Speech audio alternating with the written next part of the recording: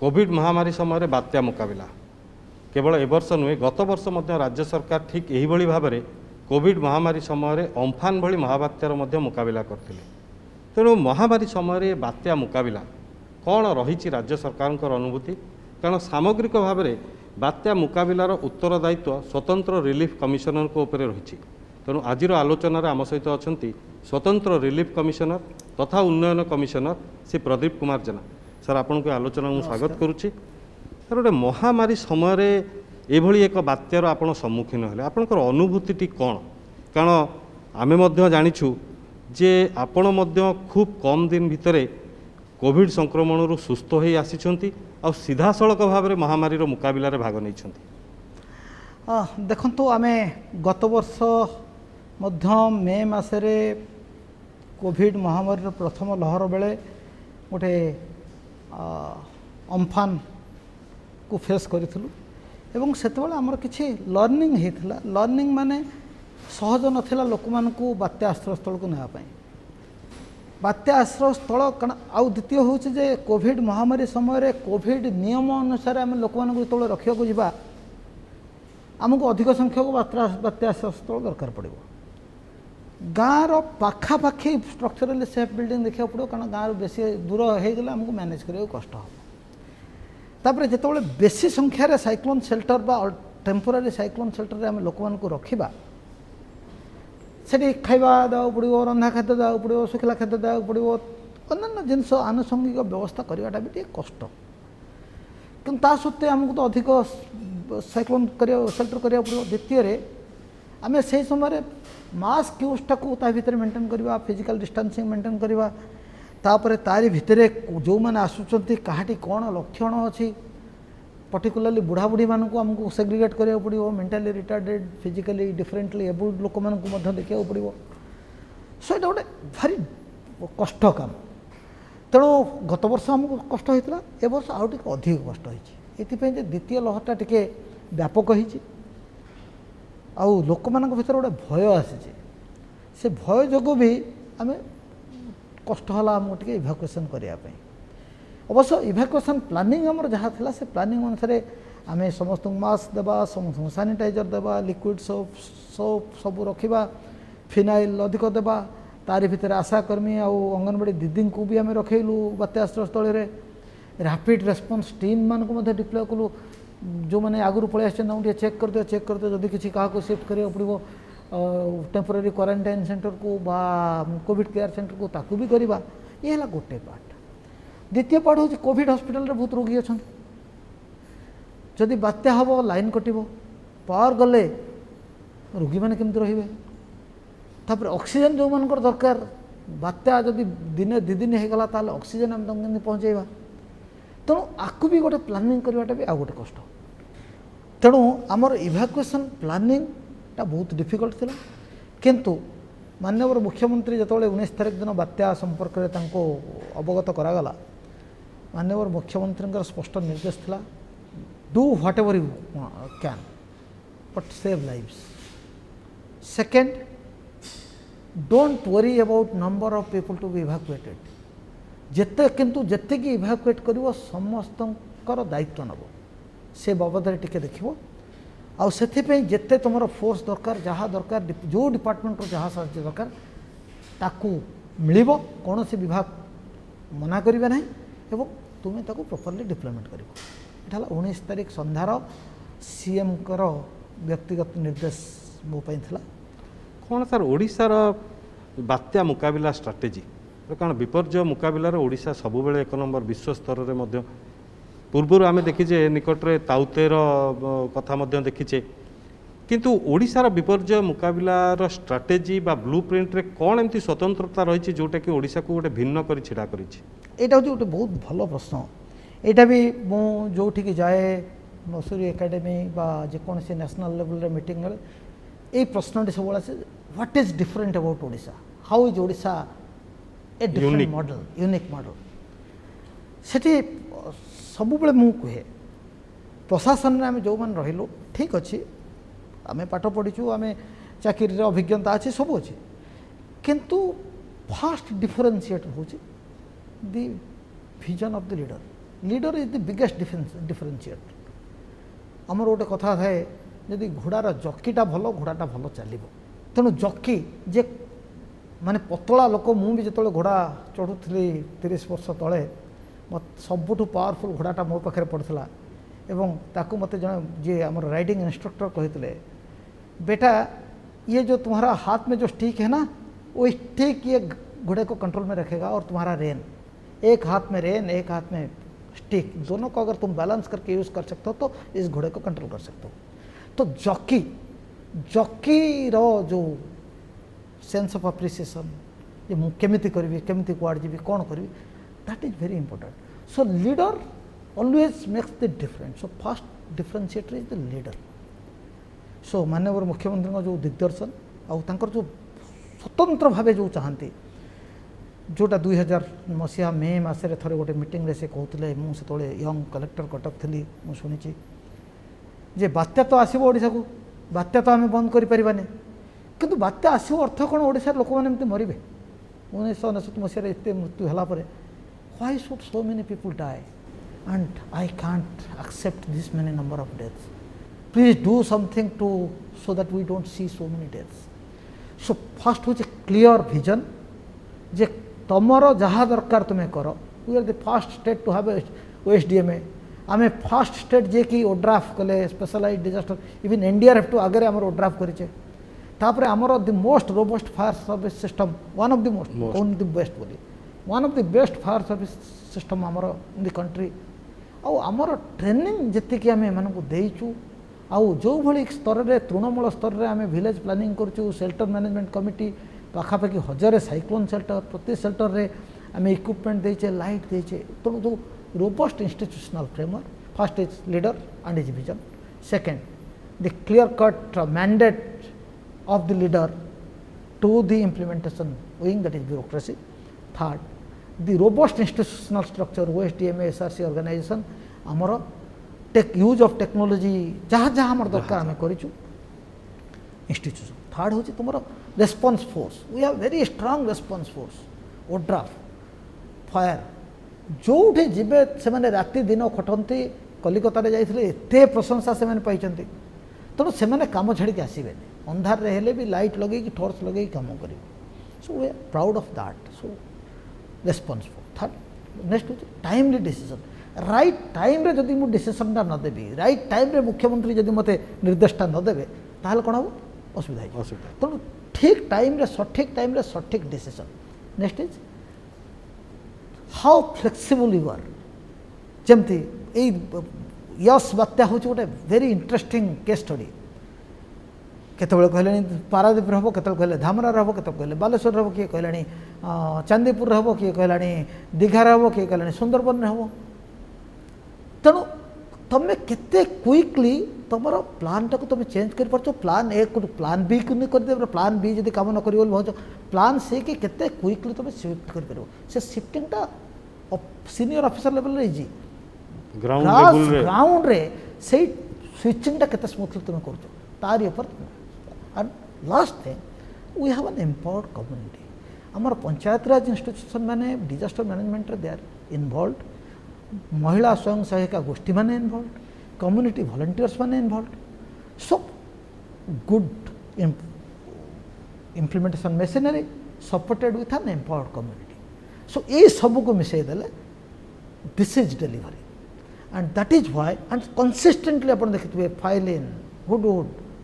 तितली I mean every time we have delivered. आउ गोटे कथा जो आप कहले मोर भी गोटे मन से सन्देहटे आसी कारण साधारण से सन्देहटे आसी गोटे देखा मिलूँ गत किसी वर्ष धरिक जो विपर्य समय विशेषकर बात्या समय गोटे वेल कोऑर्डिनेटेड काम हो कारण आमर Bhubaneswar met office IMD Delhi आपणकर NDRF आपणकर कोस्ट गार्ड समस्ते गोटे मिलित भाव में काम किंतु यही थरर गोटे यस जो पिकुलियरिटी आप कहले से कथा को मुझे जाऊँगी कौन पर ये पिकुलियरिटी एक्चुअली देखा देती कौन जियोग्राफिकल कंडीशन रोला कारण बारंबार कहीं आम शुणुलु जे आज पारादीप काली चांदीपुर काली बालेश्वर यही भाव में कौन पिकुलियरिटी देखो प्रत्येक साइक्लोन जो इवॉल्व करे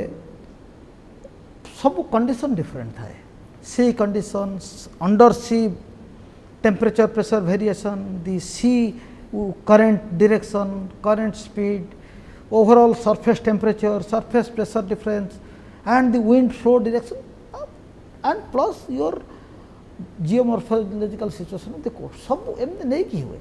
तेणु जो जगार उत्पत्ति होची आम जब देखा यही थर साइक्लोजेनेसिस जहाँ 1999 मसीह से रिजन भी साइक्लोनटा बाहर ओके मनसून साइक्लोन कैरेक्टर अलग समर साइक्लोन कैरेक्टर अलग मनसून बेले होता है आमको सीधा पारादीप तले हिट करता जेहेतु एटा समर साइक्लोन एक्सपेक्ट करा ऊपर को जीव बोली ये गोटे पार्ट तापर आज द साइक्लोन मूव्स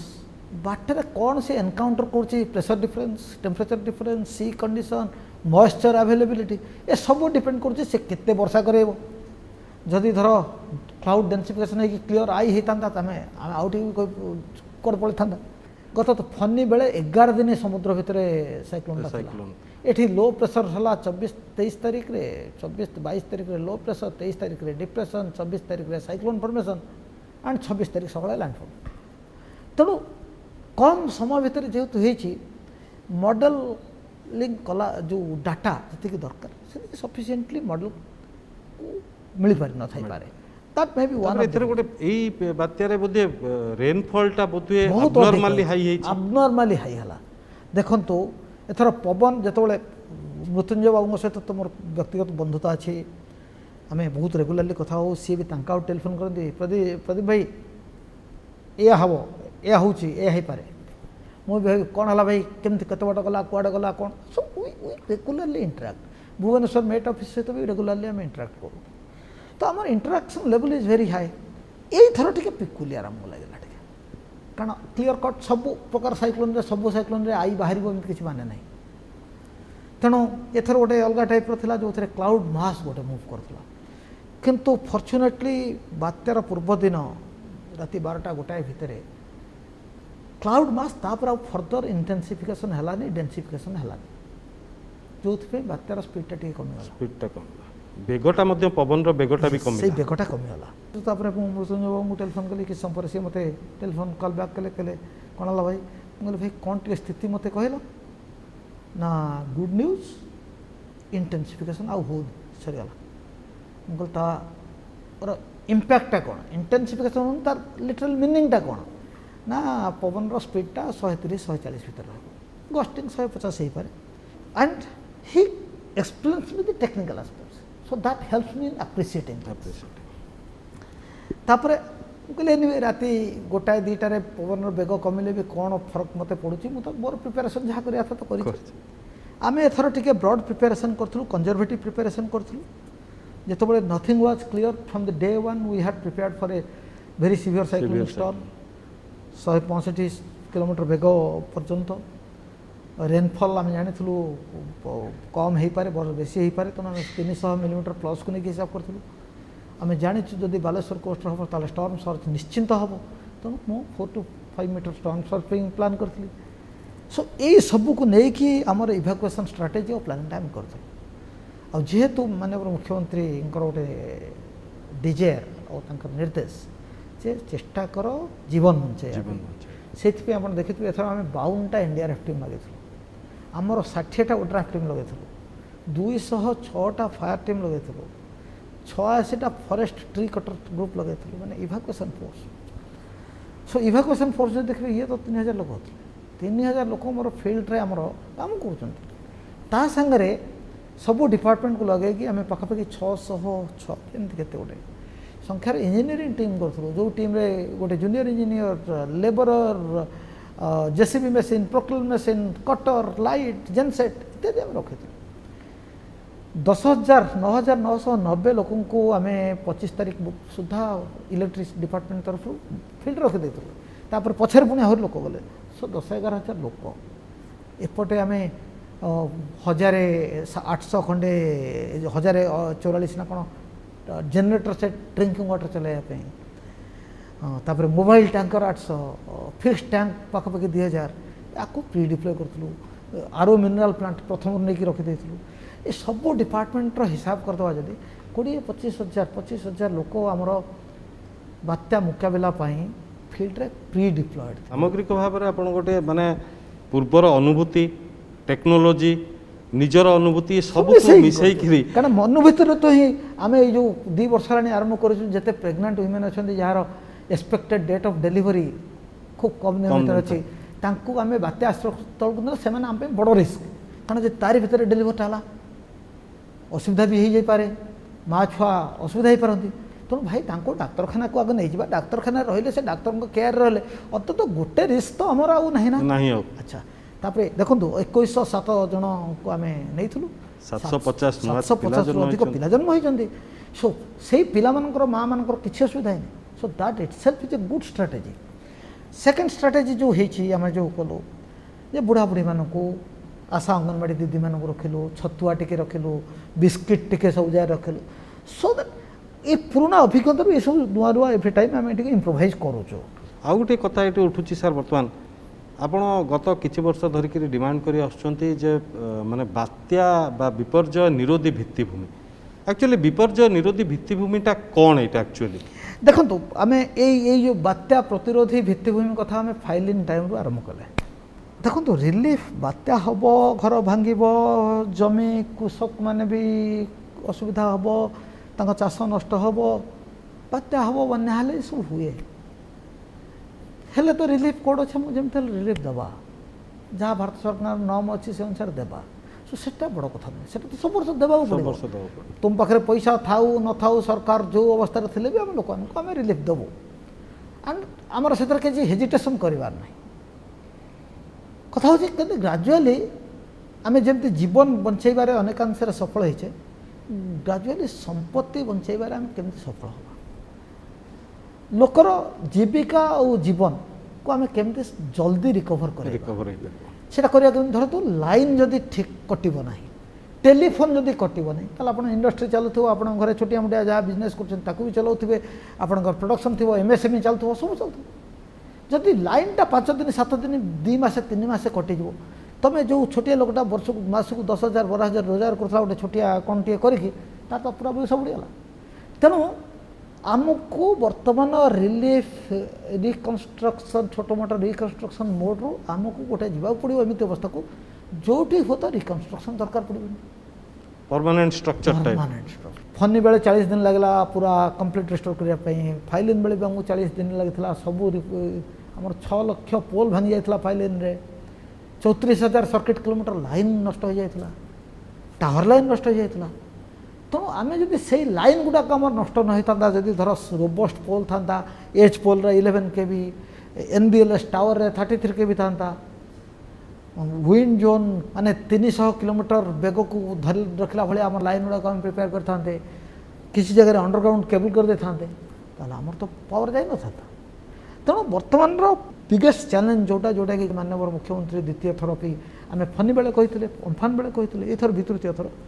ଏଥର କ୍ୟାଟେଗୋରିକାଲି ମାନ୍ୟବର ମୁଖ୍ୟମନ୍ତ୍ରୀ ପ୍ରଧାନମନ୍ତ୍ରୀ ମହୋଦୟଙ୍କ ପାଖରେ ଏ ଦିଗରେ ସାର୍ ଆମର କାମ ଆରମ୍ଭ ହେଲାଣି ରାଜ୍ୟ ସରକାର କାମ ଆରମ୍ଭ କଲେଣି କି କେଉଁ ଉପରେ ଯେଉଁ ସ୍ଥାୟୀ ଭିତ୍ତିଭୂମି ସୃଷ୍ଟି ଦେଖନ୍ତୁ ସ୍ଥାୟୀ ଭିତ୍ତିଭୂମି ଉପରେ ଆମେ କିଛି ତ କାମ ଆରମ୍ଭ କରିଛେ ଫାଇଲିନ୍ ପରଠୁ ଆମର ଭୁବନେଶ୍ୱର ଅଣ୍ଡରଗ୍ରାଉଣ୍ଡ କେବଲିଂ ପୁରୀର ଅଣ୍ଡରଗ୍ରାଉଣ୍ଡ କେବଲିଂ ଆମେ କରିଛେ କିଛି କରିଛେ ତେବେ ଏଇଟା ବହୁତ କଷ୍ଟଲି ଧରନ୍ତୁ ମୁଁ ଗୋଟେ ସିମ୍ପଲ୍ ଉଦାହରଣ ଦେଉଛି ଗୋଟେ ସିମେଣ୍ଟ ପୋଲ୍ଟେ 4,000 ଟଙ୍କା ପଡ଼ୁଛି ଓକେ ମୁଁ ଯଦି ଲୁହା ପୋଲ୍କୁ କନଭର୍ଟ କରିଦେବି ସେଇଟା 20-22,000 ଟଙ୍କା ହେଇଯାଉଛି ସିମ୍ପଲ୍ 5 ଗୁଣ ବଢ଼ିଆ ଯଦି ମୁଁ ଏଚ୍ ପୋଲ୍ କରିଦେଲି ମାନେ ଏଚ୍ ପୋଲ୍ ମାନେ 2ଟା ପୋଲ୍ ମଝିରେ ବ୍ରେସିଂ ସବୁ ଦିଆହେଇଥିବ ଗୋଟେ ସିଡ଼ି ଭଳିଆ ଦିଶୁଥିବ ଏଚ୍ ପୋଲ୍ କରିଦେଲେ ସେ ଆମର 40-45,000 ଟଙ୍କା ହେଇଯାଉଛି 10 ଗୁଣ ସେଥିପାଇଁ ଏକାଥରେ କରିବା ସମ୍ଭବ ନୁହେଁ କିନ୍ତୁ ଥରେ ଯଦି କରିଦେବା ତାହେଲେ ଆଉ ଆମର ବର୍ଷ ଧରି ଯେଉଁ କ୍ଷତିଟା ହେଉଛି ସେଇଟା ହେବ ନାହିଁ ଖାଲି କ୍ଷତି ହେବ ନାହିଁ ଲୋକଙ୍କର ଜୀବିକା ଆମ ଷ୍ଟେଟ୍ GDP ତା ଉପରେ ଯେଉଁ ପ୍ରଭାବଟା ପଡ଼ୁଛି ନେଗେଟିଭ୍ ପ୍ରଭାବଟା ସେଟା ଆଉ ପଡ଼ିବନି ତେଣୁ ସେଇ ଦୃଷ୍ଟିରୁ ବାତ୍ୟା ପ୍ରତିରୋଧୀ ଭିତ୍ତିଭୂମି ବହୁତ ଦରକାର ଯେ ମାନ୍ୟବର ମୁଖ୍ୟମନ୍ତ୍ରୀ ଯେତେବେଳେ ପ୍ରଧାନମନ୍ତ୍ରୀଙ୍କୁ ମାନେ ୱେଲକମ୍ କଲେ ସ୍ୱାଗତ ସହିତ କହିଲେ ଯେ ବହୁତ ଡିଭାଷ୍ଟେସନ୍ ହେଇଛି ମୁଁ ଏରିଆଲ୍ ଭ୍ୟୁରେ ଯାଇଥିଲି ଦେଖିକି ଆସିଛି ବହୁତ ଡିଭାଷ୍ଟେସନ୍ ହେଇଛି ସମୁଦ୍ର ଭଳିଆ ଗାଁ ଗୁଡ଼ା ଦିଶୁଛି କ୍ଷୟକ୍ଷତି ହେଇଛି କିନ୍ତୁ ତଥାପି ଆମର କ୍ଷୟକ୍ଷତି ଆମେ କେତେ ହେଇଛି ଏବେଠୁ କହୁନୁ କାରଣ ଆମେ ଆକଳନ କରିନୁ ଚାଲିବ 7-8 ଦିନ 10 ଦିନ ଲାଗିବ तथापि भी बर्तमान आम कि आपण को मागबू ना आमर ये रेस्पन्स कम आम आम निज सूत्र चेष्टा करूँ जहाँ आम पाखे पैसा जी बड़िक अच्छी जहाँ अच्छे से करूँ दरकार पड़े स्टेट गवर्नमेंट खर्च करूँ कि असुविधा नहीं आमको साहाय्य दरकार बात्या प्रतिरोधी भित्तिभूमि दुईटा क्षेत्र में गोटे हूँ विद्युत क्षेत्र आईथर जेहेतु स्टर्म सर्च 19 मसीह आम एयरसेमार देखते स्टर्म सर्च तापर एथर देखिले आ स्टर्म सर्च केते डिवास्टिंग हो पारे से देखते देखिले तेणु स्टर्म सर्च प्रोटेक्टेड एम्बैकमेंट जदि आम न करवा ताल हे तो भविष्य में आहरी असुविधा हो पाए तेणु ये दुईटा जाक हाई कैपिटल इंटेंसिव प्रोजेक्ट तेणु से राज्य सरकार एका चाहिए निजस्व रिसोर्स सब करें ना तेणु केंद्र सरकार जब साहाय्य किसी करेंगे मे भी केंद्र सरकार आमको साहाय्य करेंगे किसी ग्रांट देकी किसी वर्ल्ड बैंक एडीबी इत्यादि संस्था सहित फैसिलिटेट करेंगे किसी लोन पे सो सेंट्रल ग्रांट लोन स्टेट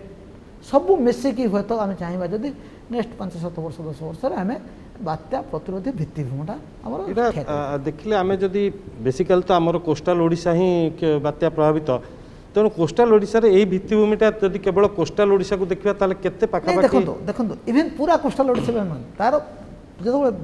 आम any disaster resilient infrastructure plan करा जाए आम गोटे सिचुएशन एनालिसिस करूँ बात्यार आप कौन देखते समुद्र कूलू 50-60-70 किलोमीटर पर्यंत बेसी क्षति हुए तापर क्षति कम धरतु मु 33/11 kV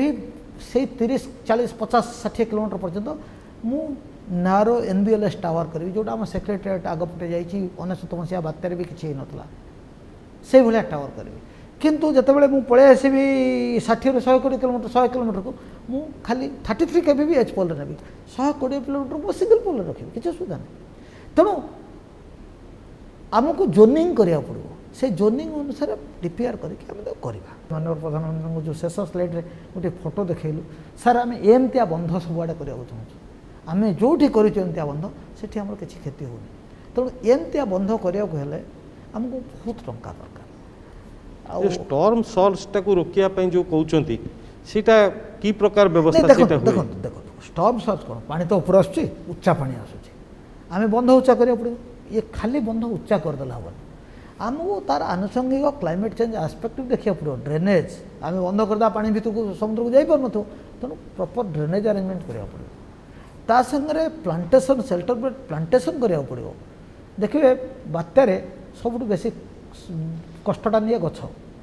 तापर इलेक्ट्रिक तापर टेलीफोन तापर रास्ता घर घर घर पर रास्ता तेणु गछ सब अधिक कष्टटा निये किंतु गछ कष्टटा नहीं कि अन्य मान कष्टटा कम कर दिए तेणु आम जब सेल्टर बेल्ट प्लांटेशन को स्ट्रांगली करवा सी प्रथम लेयर ऑफ प्रोटेक्शन हम आम next layer of protection is your environment next layer of protection is your quality infrastructure आ गोटे कथा हो सर गोटे गुरुत्वपूर्ण कथा एथरक कारण ओडिशा मेसेजटा सारा देश को देती जदिव आपण एथरक प्रधानमंत्री को सीधासख भाव में मुख्यमंत्री कहले आम कौन केंद्रीय सहायता मागबू ना कारण चाप अच्छी कोविड्र चाप ता सत्वे भी केंद्र सरकार देते पैसा किंतु 500 कोटी टका जहाँ अनुमान तो 500 कोटी टका यथेष्ट हेनी